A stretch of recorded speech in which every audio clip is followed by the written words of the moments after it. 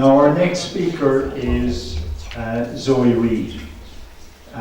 She began work in the National Archives in 2002 as involved in conservation. If Zoe would like to continue.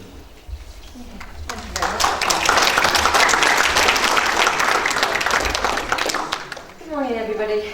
Thank you very much for the invitation to come down. Just to point out, it is Dublin Festival of History this week, but I chose to be in Cork rather than in Dublin today doing a presentation.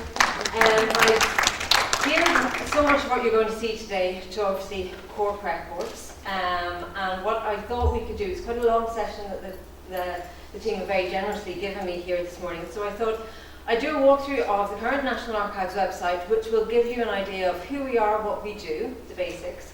We'll talk through the website, which, as you know, was relaunched and redesigned in February of this year. We'll then look at the census pages particularly, and then we might take a comfort break. Don't know how all you feel about that, but I'd like a comfort break, I'd say, after a little bit of talking. And then I'm happy enough to do a census clinic, which means I'm happy enough to look at the current census website interface and answer your questions. Okay, and hopefully by the time we've got through all of that, you'll understand what we're doing, what we're working towards, and why we make changes to the website the way we did. Okay? It wasn't. Okay, so on to the slides. Now, what we'll cover today, and I've just done that, and I don't know if anybody knows what that little diary is. No? That's one of Michael Collins's pocket diaries that's on loan to the National Archives at the minute, from the Collins family to the Michael Collins Museum down in Clonakilty. So I don't know if anybody's travelled up from Clonakilty. I have to say it's a gorgeous museum, gorgeous town. I love going down to it. And what we do each year is we loan one of the diaries as part of the agreement. They are all digitised, the diaries. They're digitised, and under the current agreement, if you're going to the Michael Collins Museum in Clonakilty, can see every single page of the 5 diaries, which has been digitised, and there's a whole interface there, touchscreen. You can search by month and you can see what was written. We did a publication at the time, and we also have a similar set up in the National Archives. People don't get to see the real things, but they are gorgeous. They're smaller than your mobile phones. And there were his pocket diaries that he had between 1918 and 1922. So, as I say, we've got a Cork flavour as much as I can in terms of what you'll see today. So, the National Archives website, and this is our landing page. As you know, we're a government service. We're open to the public 5 days a week, and the reading room is open from 10 a.m. to 5 p.m. I have to say, Tony, I really think, and I hope that you're referring to whenever you were talking about your experiences back in the early days of seeing the original census, you were referring back to the Public Record Office in the 1980s, which was in the Forecourt site, which is over on the other side of the quays. Everybody would know that site, particularly because of the destruction in 1922 to that site.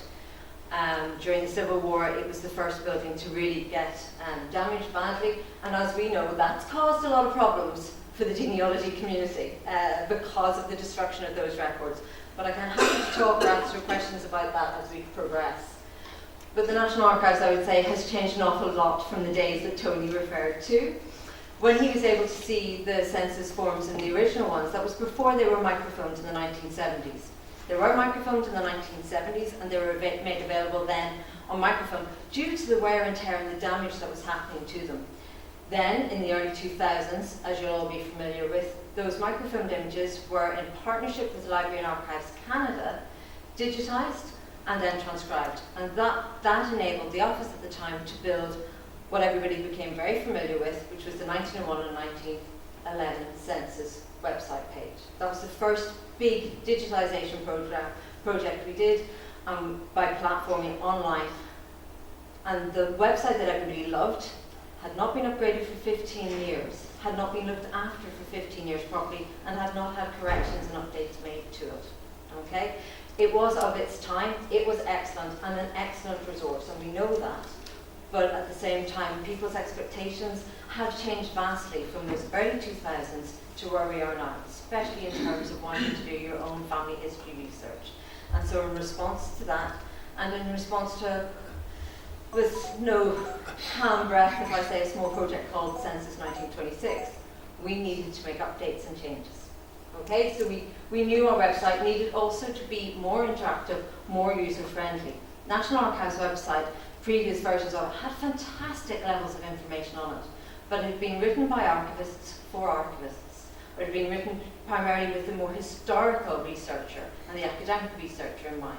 So our aim with this website was to make it more user-friendly, make it easier for people to find things. So what we did was we broke it down, many ways in the same way that you heard Niamh talk about how you try and have 4 key pillars if you're working on a large scale with a large project. We did exactly the same thing with our website. Explore the collections, get the research support, plan a visit, and learn with us. Are the core pillars.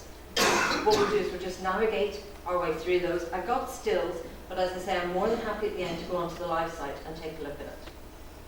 So plan a visit, all the key information that you need, how to come to Bishop Street. That's what the reading room looks like now. Tony, I don't know if you've been up there recently, have you? Have you welcomed you recently? No, that's such a shame. So there you go. So that's what it's like. It's staffed and open 5 days a week.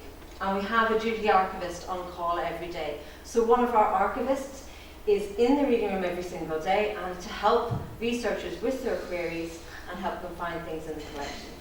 As you know, it's a 60 million document size collection. It's pretty large, and that can mean sometimes things are difficult and complicated to find our way into because we're dealing with legacy finding aids and resources, but we are there to try and help as best we can. And that's the information and just with the map. And then applying for a reader's ticket. So as you know, it's free to use the National Archives. It's free to use and access all the collections that we have platformed on our website. None of our collections are behind a paywall. Genealogy websites such as Ancestry and Find My Past have, through agreements, got some of our collections and have for a period of time had those behind a paywall, which means you have to pay for them. Okay, you don't have to pay to access anything at all in the National Archives or on the National Archives website. And that is a commitment that we got government to make to us whenever we argue strongly for it, along with the support of the Central Statistics Office. It will be exactly the same for the 1926 census. I'm sure if any of you have done any research looking into the British census and gone onto the UK National Archives site, and they just launched their 1921 census, it's all behind a paywall. That's how they did that project. The National Archives of Ireland, nothing's behind a paywall. We got the commitment, the 5 million from government to do the 1926 census, and it will be made freely available to researchers. So you can apply for a reader's ticket, you can apply easily online, and then come and collect the reader's ticket whenever you're here in the National Archives in Dublin. Okay, and that's all the information there. And as I say, we're here to help with your research. And we have this clear section on the landing page of the website that breaks it down. We've got a little bit about how to handle archives. And that's there really, I mean, as you've heard Tony introduce me, I come from a conservation background. Documents are everything to me, but handling them and making sure they're accessible and easy for people to handle is key. So that's one of the principles of coming into the reading room. Our staff will help and guide you looking at original material. I mean, and the thrill of that. And whilst it's amazing that we can put so much online, I will never argue. I'll never have anybody convince me that the thrill of seeing an original document, and it doesn't have to be from 1776, and it doesn't have to be from 1815. It can even be from, I've looked at documents from 1969, the year I was born. I've looked at Taoiseach files and I've got my birth date on the document. Now they're talking about the Troubles. They're not talking about me, but still that thrill of seeing an original document, and that's the value of what we have. And that's available to everyone. So again, researching online. Now our online catalogue, I will confess, it's a bit of a beast. And it's been designed, I mean, we say there, it boasts over 2 million, and you just heard me say, we have 60 million records within our holdings. The online catalogue primarily is a contemporary and a modern function. It deals with the more contemporary records coming into the National Archives. As I'm sure you're all really aware, and the best way to describe it is, everybody, in that lovely little window of time after we've eaten our Christmas turkey and before we're celebrating on New Year's Eve, the newspaper's always full of what happened in politics 30 years ago. Everybody's really aware of that. David McCullough's on RTE News telling us what the stories were. Last year, if everybody remembers, there was the debacle around the Queen and her comment about the marching season. Those journalists have come into the National Archives and they're looking at records that have been recently transferred to us. Under the National Archives, every year government departments are obliged to send to us records, if they're organised and in an orderly fashion, to us that are 30 years old. For key government departments, Department of Taoiseach, Department of Foreign Affairs, Department of Justice and the Attorney General's Office, because of the disparity between us having a 30-year rule and the UK and Northern Ireland having the 20-year rule, we can get those records after 20 years. And that's primarily to support research around the Good Friday Agreement and the Troubles process. So records come in to us and they're made available. Those are the records that you're most likely to see come up in terms of a catalogue on the online catalogue. We are looking to expand and address that, but I have to say it's a bit of a beast and we're working towards it. But all these things take time. We do appreciate, and again, the online catalogue is just that. It's just a catalogue. It will tell you that we have a file if you're looking for it, and it does have historic material as well as contemporary material, but it doesn't have digitised material there. Okay, so that's the slight disparity. And then you have the good old-fashioned way of coming in and looking through our finding aids in the reading room is also another valuable way of getting access to collections. So, this one, and actually Tony, you mentioned about wills. And again, we're looking to improve this system. I don't know if anybody knows much about websites, but they tend to be incredibly complicated and lots of bits kind of plugged into them. And so this is a plug-in bit to the main website. But in terms of looking up grants and probates of wills, you definitely will find those in the online catalogue, and you will find PDFs of them. It's not particularly elegant, but they are there, and you can see here I've just highlighted at the bottom, grants of wills and probates, and that will give you all the grants of probates in 1962, and you'll get that as a downloadable PDF. So that is one source, and those records, we have the grants of wills and probates up to 1992. And after 1992, all of that material is available through the probate office online. So if somebody passed away in the last 10 years, you can go into the probate office and you can search and find their will. But historic stuff, that's where it's at. We do have it. One of the key things, if anybody's come up to the National Archives to look for wills and find it frustrating, that we are addressing, because we know it is. The wills historically, because they were court records, were always held over in the forecourts in our site across the river, not on Bishop Street. That's the site that Tony would have referred to that he went to back in the 1980s. The capacity we have approximately 11,000 boxes of wills. It's an awful lot of wills, which is a fabulous resource to have people. But they were kept over there. We didn't have the space within our current site on Bishop Street to accommodate those 11,000 wills. We're currently doing a very major scale redevelopment of our archival storage space, which we're due to get back from the builders mid-year next year, and that will see us be able to bring across the 11,000 wills from the forecourts, have them on the Bishop Street site, and then being able to provide to our researchers an on-day access to wills that has not been available before. Okay, so again, that's where we're trying to look at the bigger picture of all the different things, listen to what our customer base you are saying to us in terms of accessibility to collections, and trying to see how we can improve them the best way we can with the resources we have. So guides to collections, again, as I said, a hugely valuable section on the website, and here we've got the hierarchy of just where they are. Click on any one of those little boxes and you will find them. I think one of them that I've highlighted in the next slide is the wonderful, I don't know if people are aware of it, teachers are employed by the Commissioners of the National Education Board on the 31st of March 1905. It's like a little mini census of teachers. And here it is, that's all being digitised. It's a small enough base. Again, you can see the drop down, the additional resources. There are PDFs. I was able to find my great-grandfather in this in 1905. He was a teacher up in Derryaki, just outside Lisburn in the north. But it's listed, as you'll see from the blue bit, I don't have a pointer, but you see just above Tony's head, the little blue PDFs, you'll see alphabetically. So if you had an ancestor who was a teacher at the turn of the century from the whole country, you might be able to find them. We've been able to find, obviously people would be very aware of Patrick Frail and Dancing at Lunasa and the McClune sisters. Kate McClune's also recorded within this document as well.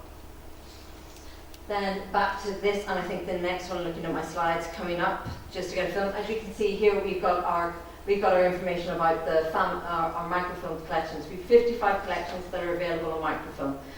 As you all know, a seasoned genealogist, microfilm very much was the way of making surrogate copies of historical documents.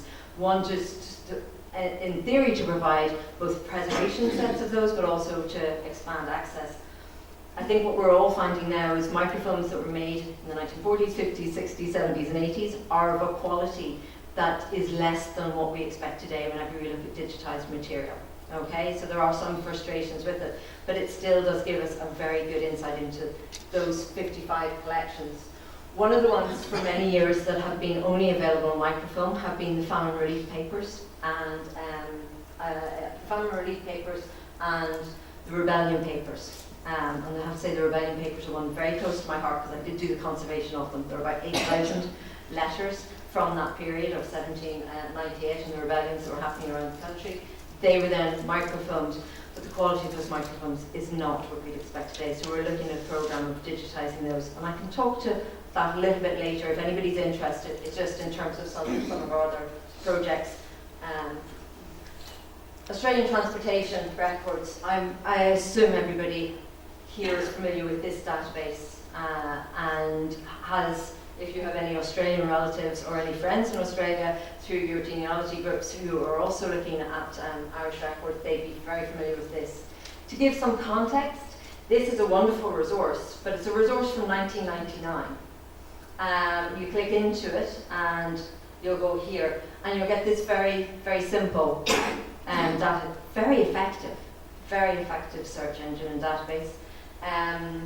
You just throw in one word and you will get your resources. And then you can also, I think there's a 457 page PDF that you can download and scroll through as well through OCR. But this has stayed as it is a very valuable resource. We will be hoping to upgrade it in the future, but I'll keep going back to we've got to get 1926 census done first. So we have to prioritise the resources we have and what we can do. And then we've got these other things on the web, other boxes and cards as they call them on the website, where you can start exploring into the other collections. You'll see the photograph of the family. Sorry, I think this is a better site. There you go, better image of it. Where we've tried to highlight key collections. We've got our census records, court records, the genealogy website, which I'll come to, Dublin Metropolitan Police reports. I don't know if anybody was familiar with those. Very Dublin based, I will confess, but they're in the sort of the 9 months in the lead up to the Easter Rising, and that was one of our Decade of Commemoration projects. We have the Dáil Éireann collection, which is fully accessible, digitised, all the papers. I think it's 26,000 files in one and 20,000 files in another of the Dáil Éireann papers. So those critical documents that tell us that history around the foundation of the state. We've the Chief Secretary's Office papers, registered papers, Decade of Centenary sites, and then sources for women's history. Talk you through the DMP reports, 1915 and 1916, and again, they've all been digitised and are available. The PDF comes up with a pop-up as well that explains what the document is. They were a great resource, very word-heavy, very much, as I say, a key resource during that time. They were data reports that were taken by a superintendent, William O'Brien, in Dublin Metropolitan Police, sort of keeping surveillance and eyes on people like Bulmer Hobson, Thomas Clark, comings and goings at meetings. Everybody's in there around that critical period. And then about a week before the Rising took place, he sort of submitted a report and said, I don't think we'll really keep doing this much longer. I don't think they're going to get up to very much. And as we know, that wasn't a good move. The sources for women's history is, again, I suppose it's a call out really in terms of saying we need to acknowledge that there are female voices within all our collections. What we would argue very strongly is we don't need to separate them out as such. We need to find the female voices within the collections of the National Archives. That's within both state records and within historical collections that we would have. And so that's where this section is beginning to be built on as a way and a place to go. Here we can see sources in the 20th century in Department of Taoiseach. Again, that was a collaborative project done with a university professor and a team that she had put together, that has a database there, as you can see, of nearly 20,000 entries over that sort of 44-year period. The Irish Roman Suffrage collection, again, was donated to us, so it's a private collection, as was the Joint Committee of Women's Societies, and a lovely collection, if anybody's interested, on the Hilda Tweedy papers, actually, just in terms of the Irish Housewives Association and the work that Hilda Tweedy did there. And then just to bring you on to the next, again, this is the format. Actually, okay, this one is, I didn't hide it, and this is just to sort of, again, go back to the point in terms of, we launched this website in February, and people have been vocal and kind of open about what they feel about it. Some people love it and some people don't. But we've taken on board an awful lot of the feedback that came back from users, and we've looked and we've constantly made modifications. Some of them are small and subtle that you won't really notice, and something like this is just, even in terms of the placing of this one, just reducing the amount of white space that there was, and just, oh no, oh, that's weird. Okay, it has. So, and just condensing it, just to make it easier for people to see. The idea behind the amount of space that you see around the text on the website is to make sure that we're compliant with the W3EA Universal Website Accessibility Standards. Okay, we didn't just do this because we thought it looked pretty. There's a whole underlying science behind it that we have to comply to, especially as a not-for-profit government website. And then into the CSORP, again, one of our most valuable collections, if people are aware of it, and if not, I'm happy to talk to it. So it runs, if you're ever in the National Archives, and a bit like Niamh said about her heritage days in Cork, and get the opportunity to do a behind-the-scenes tour with us, our entire third floor is taken up with the CSORP collection. It's about, it's 1.25 million documents. It starts in 1818 and runs up until the end of the British administration in Ireland. Okay, the years are light in terms of documentation for the sort of 22-23 period, and actually they're light even the 1920-21 period. So like the British administration destroyed a lot of those records before they came across to us. But it's a fabulous collection. It's a fabulous collection around the pre-famine and post-famine era, if you look at that time range. It's a fabulous collection around the 1832 cholera epidemic, and it covers the entire country. And these are all the letters that were sent into the major seat of government administration in Dublin at the time, the Chief Secretary's registered office. We've had a huge project for, gosh, I'd say 15 years on the CSORP collection, as we call it, provided by external funding, and this is their dedicated website. And again, it's a very valuable interface. Again, now the timeline is slightly shifting. This is, oh sorry, I'll go back. The CSORP, you can do a search here in terms of a name index search, not an archive search, but a name index search or a subject search, only up until 1832. And then they begin to be integrated into the online catalogue. We will have to address, and we're very aware that we have to address this database in terms of how people use it and search. But again, there's an awful lot of, it's very text heavy, but there's an awful lot of really valuable information setting the Chief Secretary's office in context for people and then helping them get into those collections. An absolutely fabulous collection. I mentioned earlier the Doral Éireann papers. That's a project we did in conjunction with the Houses of the Oireachtas in 2018. And again, they're very easy to search. That's the simple search engine. Their keyword, person, name, and I mean, throw in Michael Collins and just see what comes up. And believe me, plenty comes up. It's a fabulous collection.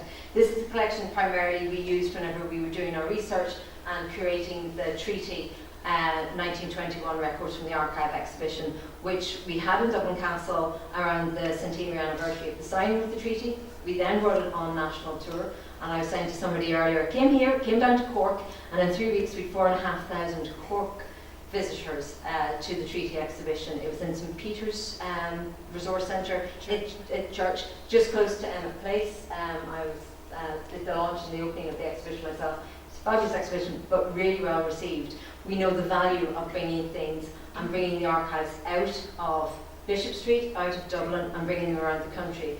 So that started in 2022. We also took the treaty exhibition to the National Ploughing Championships, and we brought an exhibition to the Ploughing Championships every year since then. And I will say, there are plans. We do plan to have a national tour as well as part of Census 26. And we've put a call out to the local authority archives in the same way we did in 21 for the treaty exhibition, and we're hoping to bring the census to Cork as well. So, the genealogy website. So, a landing page on the contemporary website, and as Tony listed, these are some of the collections. So perhaps to put in context a little bit of Tony's kind of questions that were arising for him in terms of why this list of material is here. It goes back to a time which, in terms of the management and agreements that were, predates myself in terms of the current management team. And at the time, these were digitised. There was a lack of resources and a lack of support, perhaps, shall we say, coming to the National Archives in the Valley of them. So the National Archives saw third-party agreements, and they did them in conjunction with, as we know, it was the Mormons primarily who did a lot of microfilming, so the family history search in Utah would come over. This was material that was selected. It was microfilmed and then processed through a third-party agreement, and then indexed by them as well. And under that agreement, so these collections, as Tony said, can likely be found behind a paywall on some of those sites. And then part of that agreement was they would be released to the National Archives, and we would be able to platform them ourselves. So that's what we did. And a cohort of them got released back to us in 2016, and that's when they were made available through the genealogy website. 2016 is 10 years ago. And I will admit strongly that they do need to be updated and indexed, but they are vast in terms of what needs to be done. And the human capacity really isn't there. And so what we're trying to do, if you can think about the big picture in terms of, and when I talk a little bit about 1926, one of the things that we're doing in terms of transcribing the names and indexing the names is we are using intelligent automation to help with that process. So we're looking at contemporary ways of doing things to try and help. Our plans are, if we can do this and get this right for 1926, then we can go back and revisit some of the legacy issues that we have. But I think, Tony, did you give me the quantity of names in one of them? Was it the title allotment is something like, there are 60,000 names in that. I mean, the title allotment is one particular that I know is full of errors, but again, it dates back to the time that it was done. And again, it dates back to us trying to say, okay, well, what resources have we got and what can we do now? So we admit that there are mistakes there, but at least they're available for people. We take the feedback on board. Errors are logged whenever they're sent in to us. But again, it's a complicated, it's not an easy process to do those corrections. And we also want to do those corrections properly. We did look at one stage at doing a pilot project on the title allotments to re-image them. And so you do that with a contemporary lens. You said, okay, well, let's conserve them properly. Let's make sure we digitize them. And unfortunately, the scope of doing that work again, in terms of the conservation, the recataloguing, the re-indexing, was outside of our budget. And we couldn't do it. So, but we know potentially looking at contemporary ways of doing things, and things have changed even in the last 10 years, that is something perhaps can be addressed going forward. So you click on any of those and you get taken back to the old genealogy website. Okay, problem with this website is there are massive security issues with us. And we have had some of our websites that are on microsites hacked by third parties. I don't know if any of you were aware, there was one we had around the decade of commemorations, and we had to take it on part of that because it got hacked over a weekend. And on Monday morning, if you went into it and put in a very acceptable word into the search engine, you were taken to not acceptable websites. The whole thing had to come down because there was a security breach. The security breaches were there partly because these were built in 2009 and not continually upgraded, and also because they're a third-party site, so we have very little control of them. So those are the things we're trying to address by developing the new website. Obviously, engage and learn is very important, and this section is where we sort of try and lead people to some of the engagement work that we've done over the last number of years. As I said, the Treaty Exhibition 1921 is there. We had an artist in resident programme. We did the Michael Collins diary that was the digitization of that material, and then we did a book with two historians, Anne Dolan and William Murphy. We did Society and State, was our bridging exhibition. I don't know if anybody managed to come up and see it. We had, I think, 76,000 people came to see it in the 6 months. We don't, if anybody knows the Bishop Street site, we don't actually have an exhibition area in Bishop Street. It's the old Jacob's Biscuit Factory. We don't have a bespoke exhibition space, so we used the coach house in Dublin Castle, and that's where we had both the treaty exhibition, Shadowing the Archives, and Society and State. And it proves to be a very popular venue for us. We like it. Again, it's back into government buildings. It's back into actually a site where the old State Paper Office used to be. If anybody knows the Birmingham Tower, which was the State Paper Office from 1702 right up until it emerged with the Public Record Office to become the National Archives in the mid-1980s. Public Record Office of Ireland was the story we're building was our exhibition we did around the centenary of the destruction of the Four Courts, and that was in the Architectural Archives. And again, just speaking a bit to Michael Collins' diaries and diaries returning to Clonakilty. As you can see, they were down there for the month of August, proved very popular. I think the small museum has, they increased their capacity in terms of visitors. It's a really good boost. For us, it's fantastic to be working with the county museum and locally. And there's always a sort of a big ta-da moment whenever the diaries first go down. And this year we curated them to look at correspondence between Collins and Donal Hales. So Sean Hales, his brother, Donal Hayes, in 1919 had been an envoy over in Italy, doing propaganda work similar to what George Gavin Duffy was doing in Paris in terms of trying to promote Ireland as an independent country, and getting things into the Italian newspapers. And there was a lovely link we were able to find with the original correspondence between Collins and Hales, and then seeing sort of a couple of pieces in the diaries where he's noted that he's sending money, essentially Donal Hayes' wages, to himself. Don't forget Collins was Minister of Finance, so he had to make sure people got paid. And linking that up where we could literally say, okay, that's his little note, he sent Donal Hayes his £50 for the next 3 months. So that's a lovely project that we do. Speaking about collaborations, and we have many, and one that I alluded to there when I said about the destruction of the Four Courts, again, I suppose a lot of you will be very familiar with the Virtual Record Treasury of Ireland, especially in terms of the sources that it's had, in terms of pre-statutory census material and sources. We had a release this year again. We take that moment, which is the 30th of June every year, and we look with VRTI, Virtual Record Treasury of Ireland, to say, well, what are we going to platform? And they have within us, as part of this work that we're doing, I've been involved in this project since when did we first start? This one we started, I'm going to say 2019. No, longer than that. I think 2017 we did a scoping exercise with the guys, and obviously I led on the conservation side of this. If anybody has delved anywhere into this site, you might see my name in a few places on it as well. But this year we've had one of their historians on their team, a very well-respected census historian, a guy called Dr. Brian Gurn. And Brian and I were looking at abstracts that have been done. People will probably be familiar with these. Gertrude Thrift, my mind's gone blank, it's Thrift, Batham and Groves. They're abstracts, and they were genealogists in the early 20th century. Gertrude Thrift died in the 50s. But Gertrude Thrift would have been coming into the old Public Record Office before it was destroyed in 1922 and doing her genealogy research. She would have been commissioned by different families to do the research, and she donated her notebooks to the Public Record Office Ireland afterwards. And those notebooks are full of names and places, and so Brian and I worked together as a collection to look at and highlight. They are, as we all have, scribbly notebooks full of names and things that you process. But Brian was able to go in and reinterpret them and look at them because of his knowledge, and we platformed those through the Virtual Record Treasury of Ireland. That platform whereby we're looking to pull together resources of what was lost and provide an online platform for them. It's hugely successful. Again, we can look at it if people have questions. Here you'll see other projects: foreign policy, the conflict archive on the internet, voices is an interesting one. Tony, you mentioned those prerogative law books.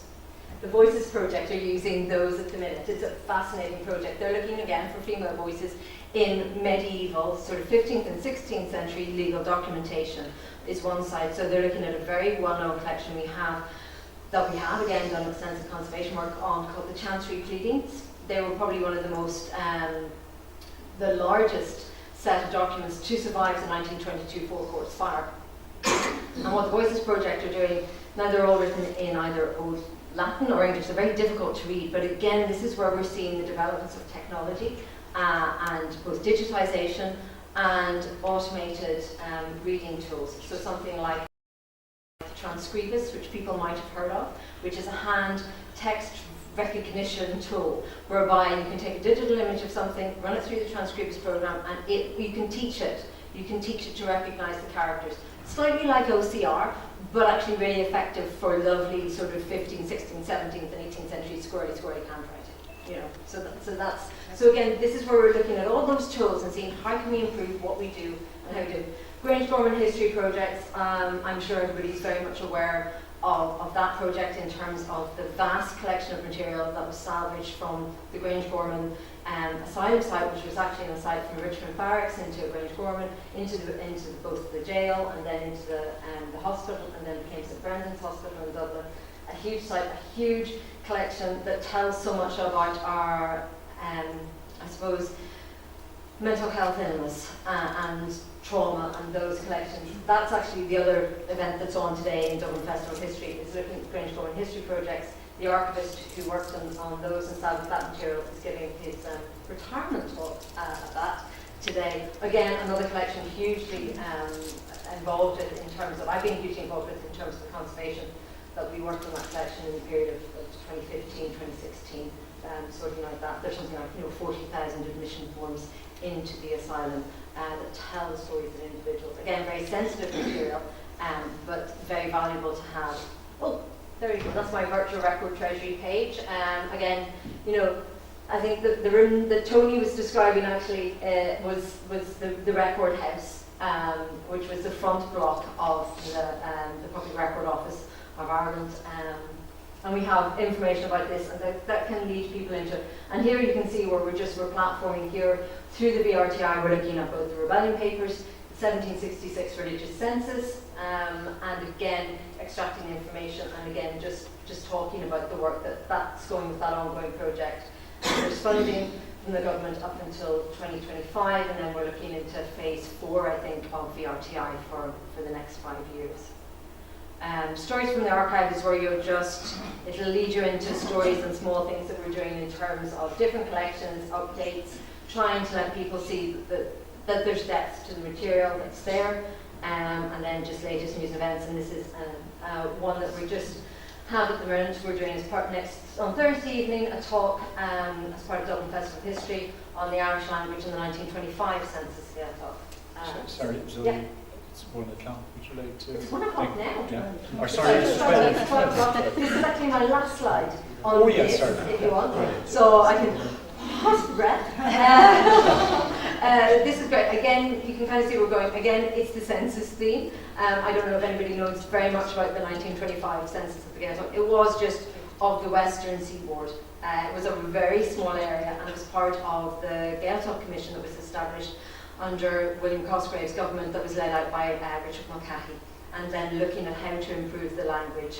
And again, now there are, and I will hand on heart, there are no household returns relating to the census. It was taken by the guards. There were minutes of evidence, which essentially were interviews, and then the households, the information was taken from by the guards. So there isn't a form as such that we'd be used to in terms of census material. But in many ways, there have been lots of census over the years. Agricultural census, potato census, there are lots of them hidden around the place. So we'll take a pause there. And then if you want, we can jump into looking at the census records and the census site as it changed. Now we can do this in 2 ways, folks. I know I'm doing an awful lot of talking, and you're all being incredibly patient and listening, but I'm more than happy to go into a free flow of, we look at it, we go live onto the site, and I can talk through it. People can ask me questions, and I can try and answer them as best I can. So we take a 5-minute break and maybe come back and do that?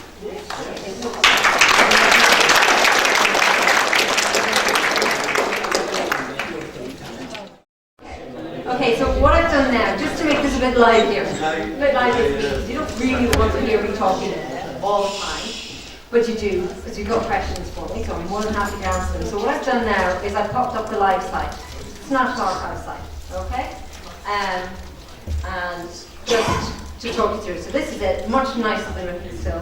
So what I'm going to go from here is we're going to go into the census side of the site, okay? And I don't know quite what way to do this because this is off the cuff.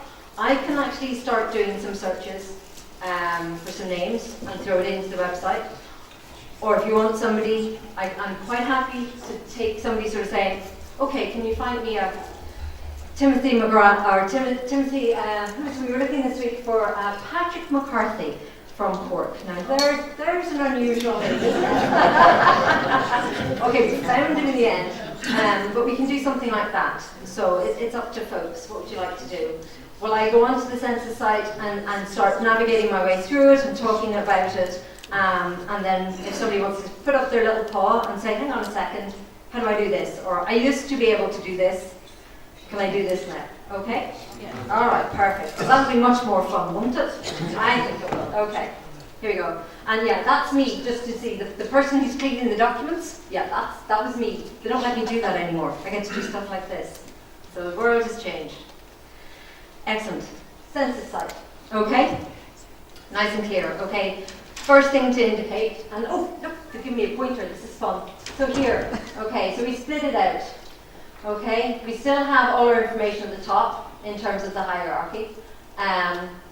We've got this little blue box here, and this is our contextual information about the census, okay? And then, you jump immediately into the search the census records. If you're looking for the pre-1901 census data, you click here in this box, and it'll take you to a similar looking page, but with different information behind it. And we'll go through that. So let's just start. We've got to search our census here. Okay, the difference between the two platforms is in this platform you can search both 1901 and 11 and get the results from both of them, or you can select one or the other. Okay, that did cause a little bit of confusion at first, but it is an improvement. Okay, so what we're going to do is we're going to stick with all years. I'm going to put in a name search. Here I got. Look, you can tell I was looking at McCarthy in Cork. And you can see here, now this is pre-populated, it saved what I was last looking for. Okay, so we're currently in the middle of shooting a documentary about the census 1926, and we're doing a piece of work with some celebrities and looking into their family history using the new census that's about to be released next year. I will just give you a spoiler, and you keep it to yourselves. 2 of the stories are based in Cork. 2 of them. That's how important Cork is. And we do know Cork's important because it's the largest county in the country. Therefore, it's the county that we have the most census returns for in all our census. Again, another little spoiler. I'm just going to tease you with little spoilers. There are 29 boxes of census forms relating to Cork City alone. There are 116 boxes relating to Cork County. Do you know how long it took the Conservators to work through Cork County? It took them ages. It took them such a long time. They thought they'd never get to the end of Cork, but they did. So it's been done. So that's just the volume. We can talk a bit about the census. I've got some high-level stats I can give you. I'm happy to answer some questions now, and you will start hearing more about the census 26 at the end of this month when we do our formal launch. So again, today and me being here with you all is a little bit leading up before that, so a little bit of a sneak peek. Okay, so we've got our census. There you go, McCarthy. Now, we were looking for, see my name always pops up because, you know, you mess with stuff, so I'm going to put in Daniel. Okay, now, I've been quite specific. You can do the census things in 2 ways. I've been specific here. I popped in a DED. I might take that DED out for the minute. Okay, so I'll just take it out of the minute. We'll just keep it nice and open. And did you see or did you notice that as soon as I started to populate anything information, this little tab came up, which means clear your forms. So if you're coming back to this and you don't want to save your search or you want to search for something else, that's your little hyperlink underneath, okay? And there we go. I'll just pop it in again. McCarthy, and there you go. And there's Daniel, and I'm just going to take out Ballyhurteen because that may be just too specific, okay? And as you know, when searching with the census, you can throw the net as wide or as narrow as you want, okay? And then you do just have to scroll down. We've got the options in the same way that you had before, where it was further up on the right-hand side. You've got the more search options. Again, this is where if you have more details to put in, you can put them in down here in the drop-down fields. You can still have the option to click the search the exact matches only, and you can go search. Okay, now, there you go. Results come back pretty quickly. Okay, and here we can go. Let's start looking at navigating the page at the top. So here we go, Daniel McCarthy, we put in Cork. When we put in Cork, we're getting, between the two census, we're getting 762 results. Do you see that just under the search results? You're getting the number of results there. Okay? Now we've got our new link. So at the minute, the default, unfortunately, is set. I need to work with the designers, it's the back-end team, but you can drop down to 100, so you can get 100 results. Okay? And so now I'm going to throw them up. We call these cards because you're getting more information than you would have previously got. But again, we've listened to what people said, and people really liked the table format. So we've introduced this in the last month. There you go. They're all your results in a table format, in a similar way that you'd be used to seeing your table result format on the old census website. Okay? But it's clearer to read. It matches the standards and accessibility standards that we have to meet for screen readers and for people with visual impairments that are using the website. Those standards were not in place when the old website was built, okay? And they were never implemented. Okay, and then we've got the relevance. So there you go, you can drop down there. You can decide that, you know, the age you can start to. But any of you ever gone on to Daft Deals or car deals or one of those things, and you want to buy a blue Citroen, okay? And you have what's known as a faceted search on the left-hand side. That is exactly what this is. So here, we can start seeing our options. And their options are given back to you with the highest number of results first. So look, there you go. Because I put in Cork, if I'd done the whole country, but I wanted to filter and say, well, actually, I only want the people from Cork, I could go in here and select Cork. You get your 762 results. And it pops up there along the top as a filter. So I'm going to take that out. So it gets the same results coming back to me. Did I break it? No, I didn't break it. And there's our faceted results. Okay? So there you go. I took away Cork. And there you go. For Daniel McCarthy's, through the two census, we've 1,145 Daniel McCarthy's. Okay? For the whole country. And here you can see, rightly so, that the majority of them are in Cork, and then Kerry, and then Limerick. So then you can do and filter your search that way. Okay? We've got the surnames, and we've got the variations of spellings in the surnames. I'm just dropping down my screens a little bit small here, but actually, I can do something at the top. I'm just going to make my screen bigger. No, that's the wrong way. I want to go that way. I'm going to go that way. Perfect, that's making it easier for me. Is that making it easier for you? Yes, it makes it easier. Thank you. Okay, you should have shouted. This is where you get to shout to me and say, make it bigger. Okay, so that's another 100%. Okay, so we're going to toggle that up. There we go, there you can see the McCarthy's, look, there's them. So there you can see the variation in spelling, okay? Then we go into townlands and streets. So we've got all that additional information, and this is where you can start to select and say, well, actually, let's go Ring West. There you go. Anybody from Ring West? Anybody? I would plead slight ignorance. I'm not sure where Ring West is in Cork. And then we go to the further, then you've got your DED information, your age, and there you go. So let's take Daniel at the top, or we'll take the second Daniel, because he's obviously the head of household. And again, they're filtered. Okay, so this is your head of household results, okay? Similar format and layout as what you would have seen. Here you've got all your card information on the single person, okay? Again, we listened, because what we had done initially was the household information came at the edge of the page. People didn't like that. So we changed it. And we've got this, okay? So this is everybody who's in that house, okay? Okay.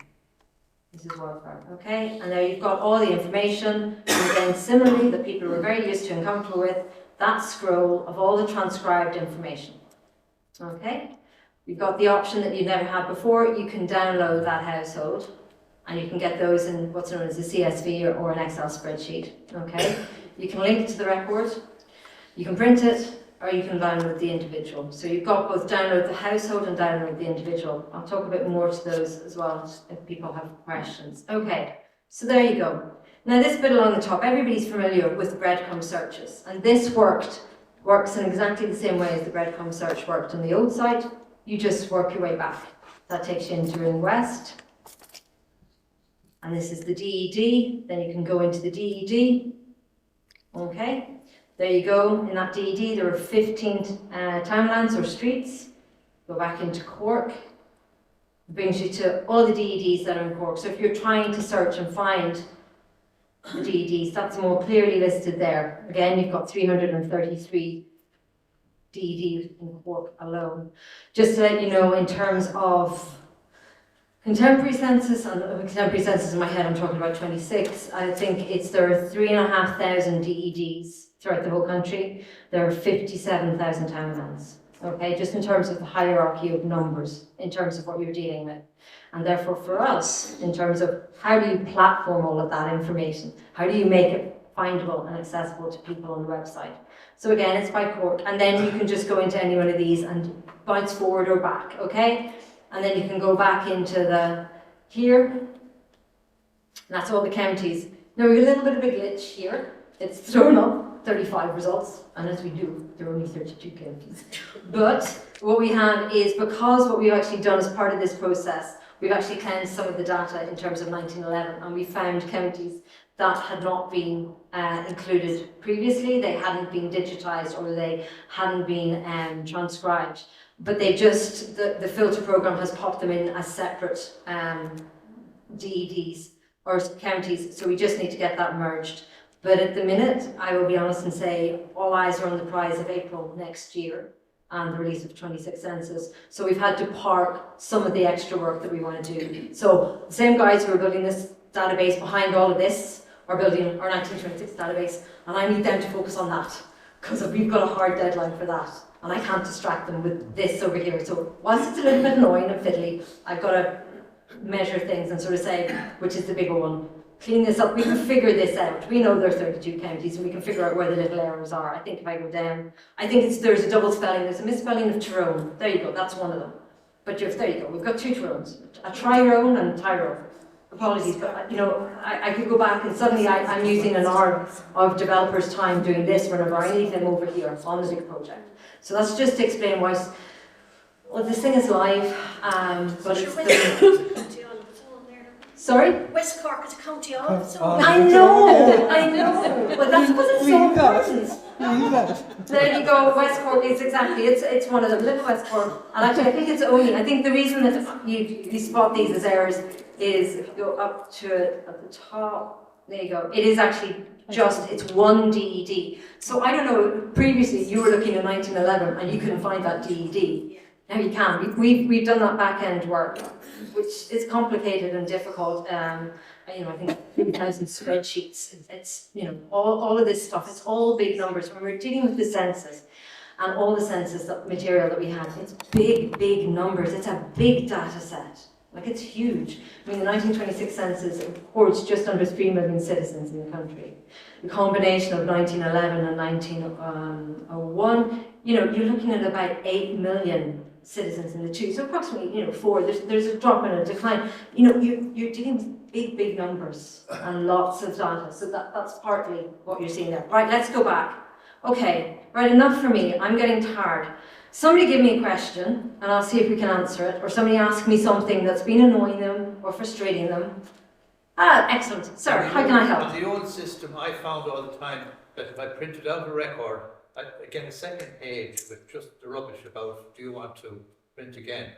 Oh, yeah. So instead of, what I have to do is just say only print one page. Yeah. But the automatic attachment of the other information on the printout, could that be eliminated? I don't think it can, unfortunately. I think that's something more to do with, so you're sort of saying when you find your results and you got results from a search page. Yes. Okay, well, do you know what, let's take a look at this system and let's see what a printout might look like, because we can do that live, okay? So give me a name, let me clear all the forms, let's have some fun. Who would you like to look up? Hang on, I'm seeing it. Edward is volunteering himself. Excellent. So we're going to look up Wallace. What do we want both? Do we want both census viewers or just one?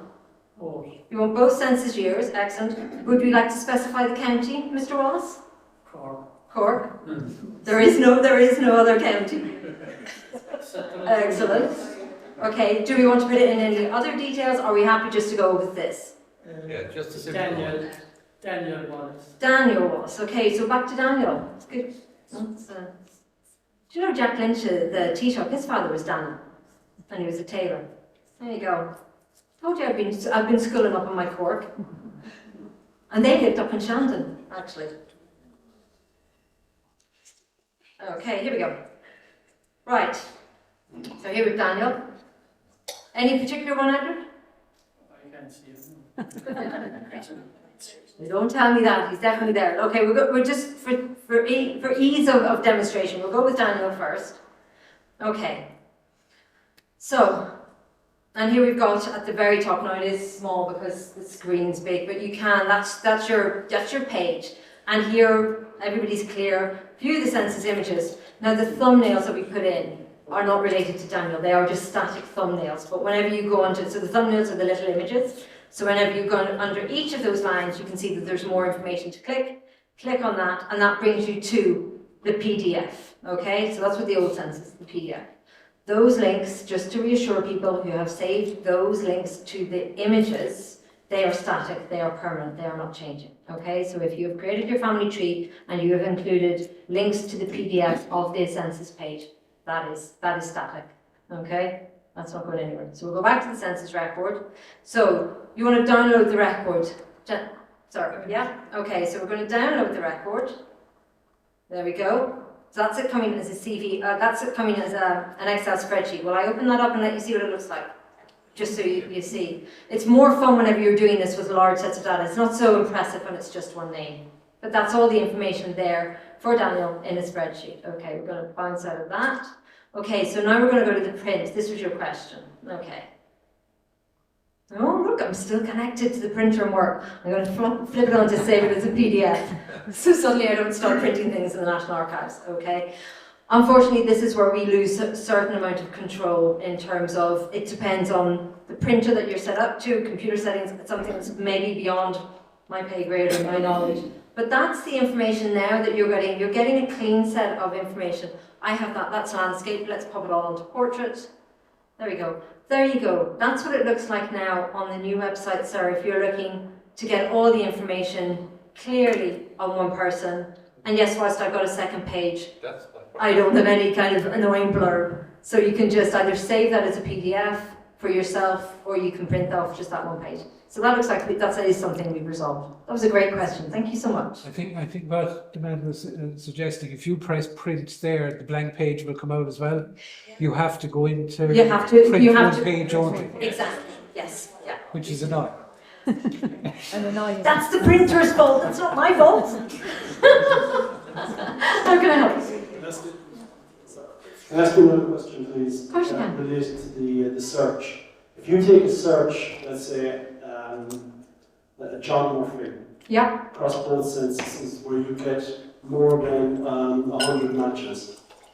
Yeah. Okay? Yeah. And I know what you're going to ask. And you hit download. I'm going to tell you how to fix that. Great. Okay. So will we do that? Will we go back? I haven't, do you know what the difficulty is? I haven't figured out a way to say it clearly on the text, but we have fixed it because we realised it was a real pain. Yeah, so let's go for, no offence, we're going to, do you know what, let's see if we take out Cork. No, let's try John Murphy. Let's have some Murphys. Just to keep proving that it works, and this is where you see I'm shocking at spelling. There we go, Murphy. But now that's going to be, okay, take that out. Okay. It's probably a far more elegant way of doing this, but anyway, we'll go John Murphy. Are we going Cork? Do we reckon there are more than 100 John Murphys in Cork? In both census years, I reckon so. Okay, so here we go. What do we get? Look at that. You get 2,512.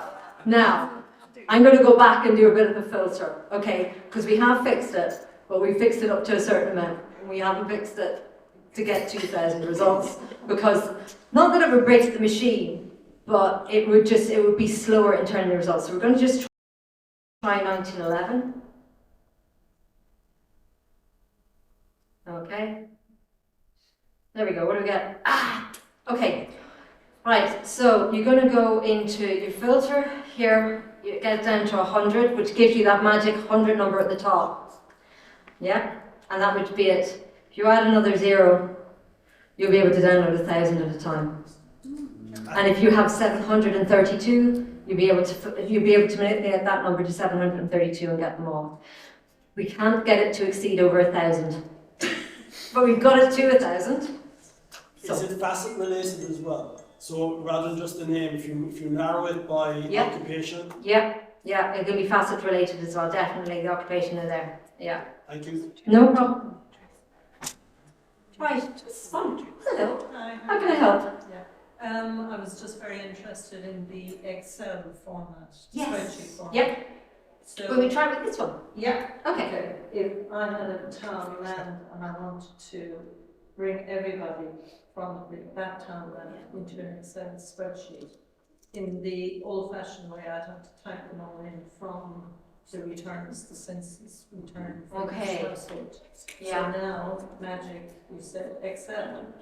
I Yeah. wondered if I could take one town land and get it to return. in We a haven't spreadsheet. done that, but I've been looking at it because I've been seeing that issue myself, perhaps whenever searching streets, or as you say, townland. No.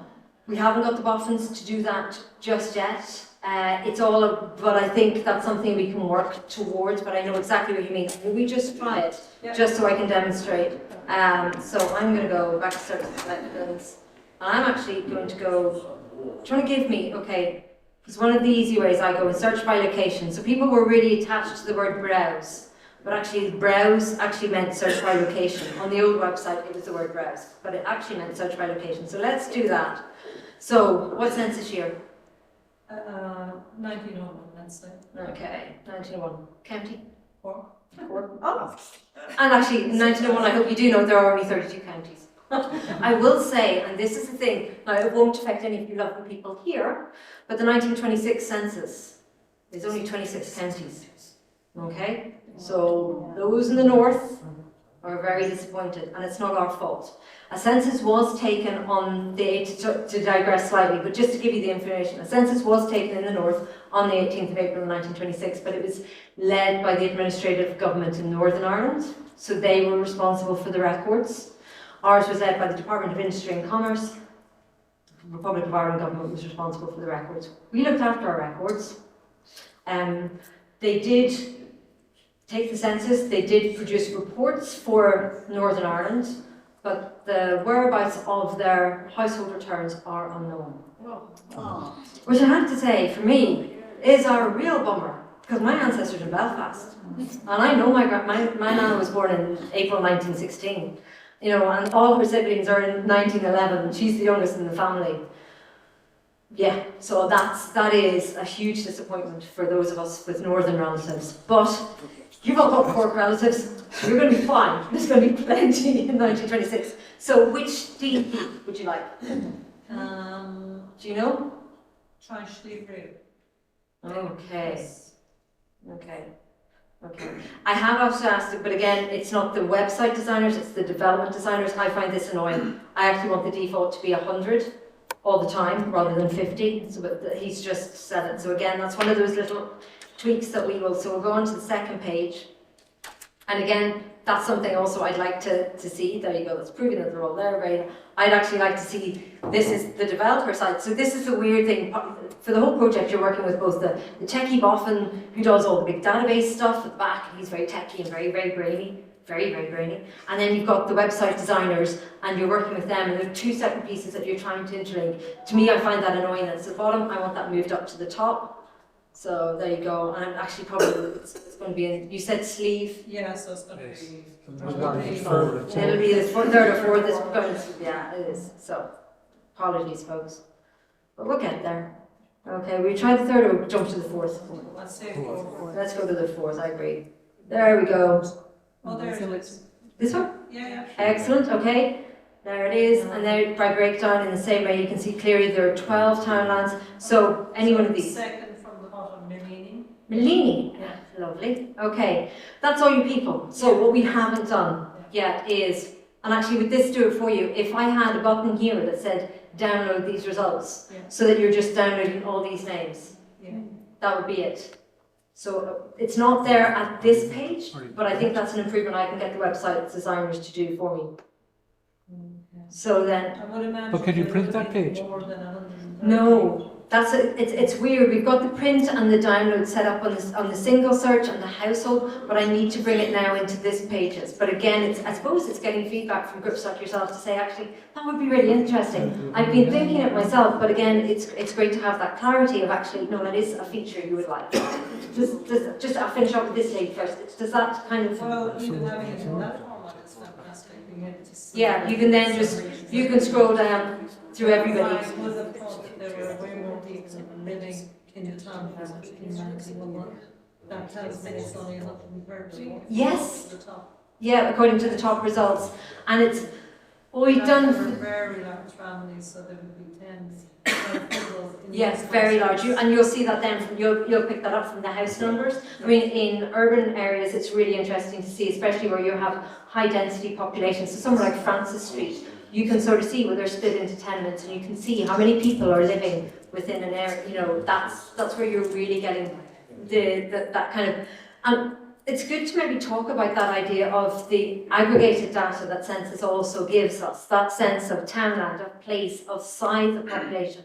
Census is more than just telling us about the people, it's telling us about where they lived, how they lived, the surrounding areas. And again, that's something we feel very passionate about in terms of bringing 26 to people, is that there are more ways to interrogate. We know people are doing it, but actually we feel that there's so much more, and believe me, with 26 there is so much more to learn and to know. So Well, that's... the reason I was doing this was I was looking then at the 1911 census, and I wanted to see what was the change in each household. Okay, yeah. So I was taking myself into spreadsheets and doing that comparison. Yeah. Whereas I thought you might be able to think about it for me. That's an interesting question. I think we'd have to see. I don't know whether you'd be able to pull up, and this is the difficulty, because they are, and it's definitely was something you could never do with the old one, in the fact that they were not built as what's known as relational databases. This one has been built as a relational database. So in theory, we might get to a point where we can say, actually, I want to see the households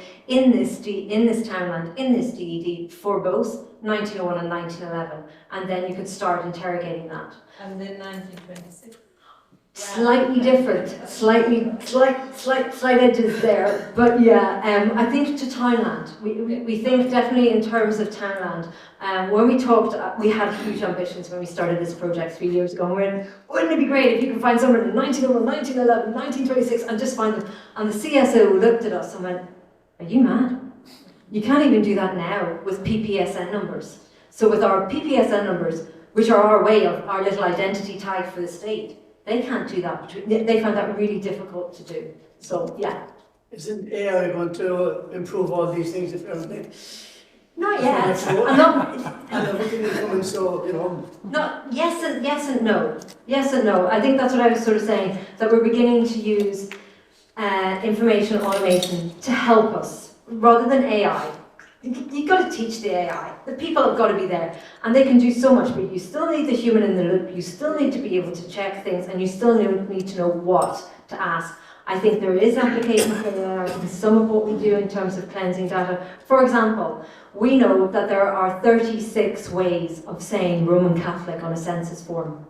RC, Roman, Catholic, or Roman Catholic spelled with a K. There are multiple ways. We can train a bot, or we can train a machine to sort of say, you know, this parameter equals all of these. So if somebody's written it this way, all 36 ways of it, it still means when we see it in that database, we want it to come up as Roman Catholic. Okay, so we can do that, but there's so much more that we can't do yet. And I think we have to admit and say, actually, we're interested, we're learning, we're seeing how it has applications. We're not throwing our hands wide open and saying it can do all of it. We don't think it can. But we have to say that we're interested in exploring and finding it, and that's what we're doing. Now, the lady behind you in the blue top had another question. Yes? Sorry. Oh, I I just have a question as well. You can't download that, you said, onto a spreadsheet. Not yet, no. But if you went back one step where you had all of them, could you import that to a spreadsheet and then divide it into townlands yourself in the spreadsheet? I'd use the spreadsheet Excel facility to Okay, no, what I'm kind of saying is actually the downloadable piece, if I go forward into this one, and the downloadable piece comes when you go into the individual results. Okay, so you can download when you're here in the individual, or you can download the household. What I'm interested in finding out, and what we can look to doing, is how do we take that downloadable feature and bring it into the townlands and see. And I think what I'm seeing here from today, and it's really valuable, it's not just me thinking it's a nice idea, you're all telling me actually that would be really interesting to have as well, and useful to have, okay? So that's where, so not quite yet, but I'm not going to say no, I'm not going to say when, but I'm going to say I'll look into it, and in fairness, you've got the person who is, this is my responsibility. The website is my responsibility. I'm a long way from sticking things back together in conservation. This is mine. So I can definitely promise you that I'll look into it, because I do think it would be a really useful feature to have. Okay. And again, don't forget, the downloading the record was only a new feature that we brought into this website. You couldn't do that on the old website, and there was no way we could bring that into the old website. Now, you've got the microphone. You may have answered my question. I was just wondering if you went into search the census record area and just put in the townlands there and the DVD, would that bring you up the information that you could download? But you were saying no, you can only download. Yeah, I think so. I know what you're saying. Let's go back. So we go back to search census. We're going to clear our form. We're going to take out the names altogether. We're going to go for a townland. Give me an easy one, folks. Even use the same one, Schlimmery. Now. That's the DD. That was Mellini. Yeah, Mellini. Mellini.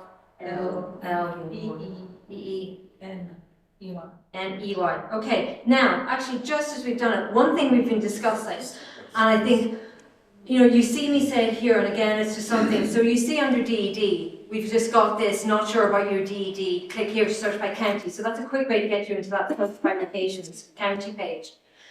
And again, I suppose it's partly why I kind of threw up the high numbers in terms of the numbers of DEDs and townlands we're dealing with. In an ideal world, it would be lovely to think we get to a point whereby you start typing in Mellini, or you go to your DED and the drop down, say if you've selected your county, say if you've selected Cork, what I'd like to get to, and I don't, we're a little bit away from there, but it's an interesting idea.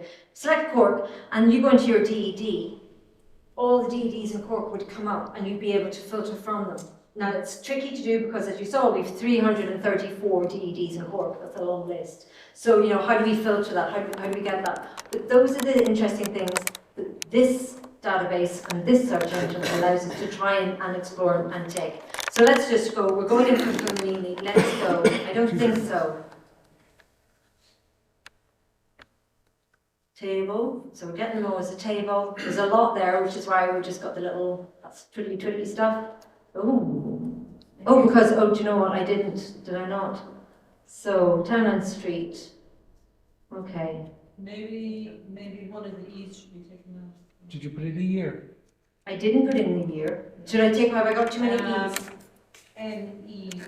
Maybe it's N-Y. I think there's two E's there. Yeah. The two E's there. I think. Okay. Let's just give it a go. I mean, we did it like. No, I think leave it in. Leave it in. Okay. Am I taking out?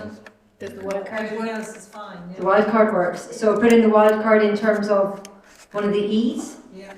Do the wild card. There's your wild card, and we take out one E, and I'll put in the wild card.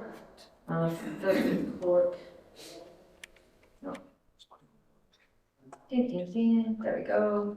No results found. Okay. But we know it's there, so I get the frustration, but it's just the way we're looking. Can I get it right?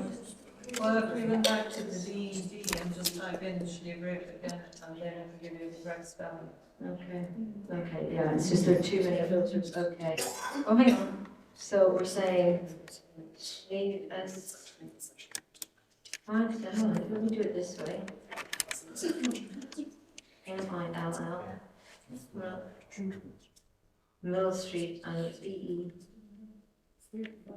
There you go. See how I did that now? Yeah. It's faceted, yeah? Yes. There we go. Ooh, aren't you clever? Now, let's see what's going to happen. See what this lady's done. Ha, ha, ha, ha. Okay, so that's Malini. We've got 200, so we're going to now. Let's see, it says, I've got the button here, let's see. Okay, now it could be blank. What year is it? All 1911, so the There you amount- go. There's your There you go. spreadsheet. Look at that. Hey! We've got a winner in the front row. That's only the 10. It's only the 10, okay. That's what you were talking about, so by adjusting the URL at the top. Both by adjusting the, let's go back, let's get out of this spreadsheet, let's go back to my page. So we've 280, so if I drop it down to 100, you've got to go to the 100 before you get the number at the top. Here we go. Okay. Okay, we change the number at the top to, what's that say, 281 folks? 281. Oh, brilliant. Okay, you do that. That gets them all. You download your list. Yeah, your CSV file, open it up. Bingo. There you go. Okay, now. Right, do all that again from the start. Sorry? Do all that again from the start. I wanted to actually, can somebody take notes so then I can put the instructions on the page, because that's fantastic. So thank you very much. Okay. So we go backwards. We went in to search the census records. Okay. And I'm going to I put in Cork. Okay, is what I did. So I put in the county. So I went into Cork. So I got all my results for Cork.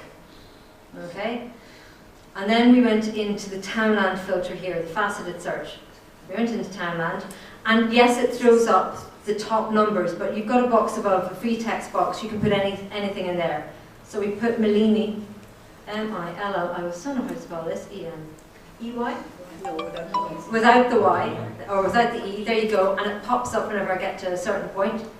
That gives us our 281 results. We're still on the same page. We've adjusted this per items to 100, which then changes the URL at the top, which I can then manipulate that 100 to 281. And that actually then should let you download it all. Now just let me see. Yeah, look, if you want to scroll forever, that gives you 281 in a scroll, but nobody wants to do that. The download list. We'll get I it. see both census in there. Yeah, you do. So do you want to filter it, take it out? It's okay. So there you go, you can look at both, because you've done that, you've kept it to all years. You've got 1911 and 1901. Let's take a look at the spreadsheet. There we go. And therefore you can save this spreadsheet and you can manipulate this spreadsheet whatever way you want. And I'm not going to mind. Brilliant. Excellent. Can we have the name of the lovely lady at the front in the green? Maureen, thank you very much, Maureen. That's genius, okay. That's great. So the ability's there without it being, okay, it's a little convoluted. So if I know it's there in that form, that means I can go to the website designers and say, okay, I can do it on this page. Can we just have the download link on this page as well? Okay? It's because all the points that it needs to go to are in the right place. Okay. How are we doing, folks? That's 5 to 1. I could keep going. I'll put this hand up again. Yes? Would the R operator there work on the box? Would you say Cork or Dublin or something like that? In the same box? No. No, that would just confuse everything. To try and search 2 counties at one time. Yeah, no. Okay. You do one, you get your spreadsheet, you do another, and then you have the fun of comparing the two. Yeah, that would, because to do with the databases and the searches, they need a one point to go to. Okay. You know, they need a direct line to go to, so you can't confuse it. But if the asterisk works, are there any other inputs that can, you know, to help you search? The wildcard. The wildcard still works. Besides the wildcard, are there any other inputs other than proper text that would work to make it easy? It's not a Boolean search. What they call a Boolean search where you can do and or. Yeah, no. It's not that. No. It's a drop down list All right, okay. of Yeah, no, sorry, I don't think so. But just on that, Yeah, if the drop down on the left, yeah. will the download work for any one of the faceted items on the left? So if you just choose Cork City, both censuses, and occupation is actor. Yeah, okay, let's try it. Okay, so we still have, so you see at the top, we still have Cork. Okay, we're going to take out the street and townland. The way to get out of it is to remove it by the small X there. Now we're going into here, and we're going to type in actor, yeah? Yeah. And type to filter, actor. Okay, and hit results. No, sorry, not at the, no. Okay, let me just check. Maybe we did that too quickly. Cork, actor.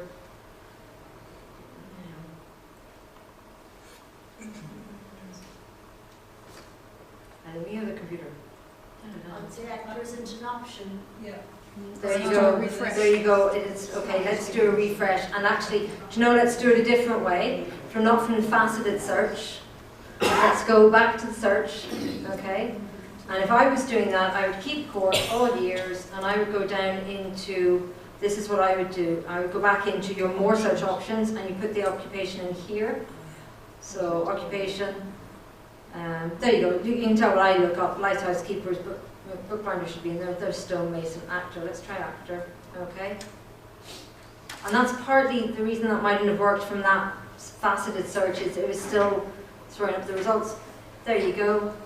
You've got your show all information. If you want to take it into the cards, you've got more information there on them. But let's go back to the table. So the table, so what do we get? That's Cork. There can't be that many answers. The first guy's a fireman. Yeah, no. So maybe not.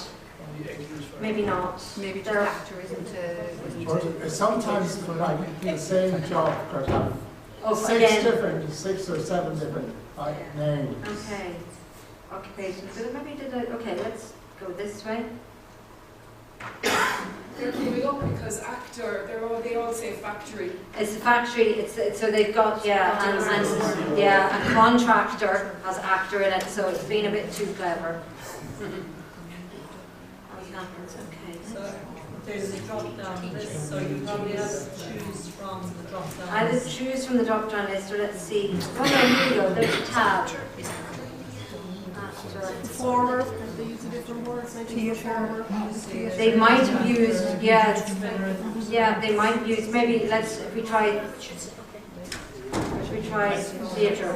Can you put inverted commas on it a minute? Theatre, there you go, theatre attendant, travelling theatre, so theatre stage manager in a theatre, managing Palace Theatre. So yeah, it's I suppose maybe clerk in a theatre, maybe. No, that's fine, don't get bogged. Yeah, but there's theatre. Theatre attendant, theatre manager. Did you say? There we go. And that's there you go. Okay. I see the way people's brains make it. Yep. Okay. Now, we're nearly at 1 o'clock. I was told by Edward sandwiches. I can keep going if you want to, or I'm more than happy to stop. There's one final hand at the back. Yeah. 1 point. If you know where somebody lives, Yeah. and you don't know the number of house or whatever, you can actually find them that way too. You can, like, I did a search there for Courtney. Yeah. Okay? Courtney. And I knew they lived in St. Richard Street. Yeah. And you could just look up who lived on the street and then pick the name. Exactly, and then go down through. All the names that are living in that street. Yeah, and again, the reason we've done it with this, and that drop-down list that gives you everybody in the household as well, Yes. is in the previous ones you would have perhaps only found the head households. And so expanding that out to everybody, because again, we know that if you're trying to do the kind of the cross the census look, sometimes, I had a great example, somebody was in touch with me this week, and couldn't find a Garrett and a Maggie in Cork, and she could find them on, she said, on the old side, but couldn't find them on the new side. And Maggie was the person who was consistent, and I put the word Maggie in, and I found Maggie, she was 18 in 1901, and she was 28 in in 1911. I think the difficulty the person was having was they were using both years, but they were putting in the specific age of 18 in the both year search, not taking into account that somebody ages. She was putting in the father's name. He miraculously went from 55 to 78 between the two censuses. He changed his wife, her name changed, and she became 3 years younger than she had been in 1901. I mean, you know, there are endless possibilities. Endless possibilities. Okay, folks. Are we happy to wrap it up there? I'm sure there are other questions. Yes. Yeah, could I just ask about conservation, you know, for people at home? Yeah. Photographs and documents and that. Have you any, on the website, have you any, what do you say, guidelines on how to conserve and look after your own documents? We did a series of posts during lockdown, written by yours truly. I can send you the links to them. I haven't put them up on this website because, again, I was redesigning the website and I thought, oh, you can't keep putting up your own stuff. But I did do four little blogs on how to look after your family papers, how to look after your books at home, what you can do. It's nice to hear there's interest. I can definitely make sure that they're back on the website, but I can take your details and send you the PDFs of those. Yeah, I mean, we limit as conservators. We want people, and we fully understand there is so much wealth of material out there. We want to make sure that the guidance we give is safe, doesn't do any harm, do no harm. We don't want to harm anything, but at the same time, we appreciate that you have to know a little bit so that you can actually look after your own material really well, because there aren't enough of us to actually look after the wealth. I mean, for 20 years in the National Archives, I was the conservator. There was only one. It's changed now. I've now got a team of 4, and for census we brought on a team of 10. So, you know, things are changing, but that change only happened partly because I did and I will say this, I did so much advocating. I did so many things like public speaking, talking, writing, publishing. I kept pushing the point that we needed conservators, you know, and that changed. It took a long time, and it took me to leave that job. Whenever they went, oh, there's a gap, she's not there anymore. I was like, yeah, can't do that. So we filled up, and I got 4 people. Sorry, I just did a search myself. You can do it. There's another link on the drop-down search in the passive one which says exact matches only. So it'll get rid of perfect. You are so correct. You are so correct. Thank you so much for that. And the download does work then for the faceted search. Okay, well I think my takeaway from today very definitely is there will now be a nice little new section on the website that gives some more information. What we're trying to do, and again, it's easy for us to keep doing. And I think the thing that I really want to reiterate is, I haven't even talked too much, and I'm happy to hang around and answer questions, is, you know, this section on step-by-step guide to using the census, all this material is live, is active. I can keep adding and changing to it. I think you're going to see me adding a little bit in here about downloads and what you can do with downloads and how you can get so much from the downloads that we didn't have before. And, you know, I don't think I can quite, as a government site, give a nod, but if I can give a nod and say thank you to the Cork Genealogical Society for helping me through that, I will definitely make sure I can acknowledge you. So it's been really worthwhile. I'm still happy to answer more questions, but I think the soup's here and I don't think anybody wants cold soup, but I'll hand over to Eddie.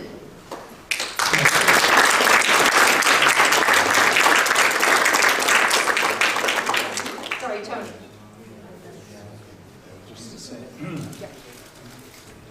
I'd like to thank Zoe for her 2 presentations. The first was a very interesting review of what's online on the National Archives, and the second one then, how to go through this new interface that, well, we've had it for a while, with the other one as well, appearing every now and again.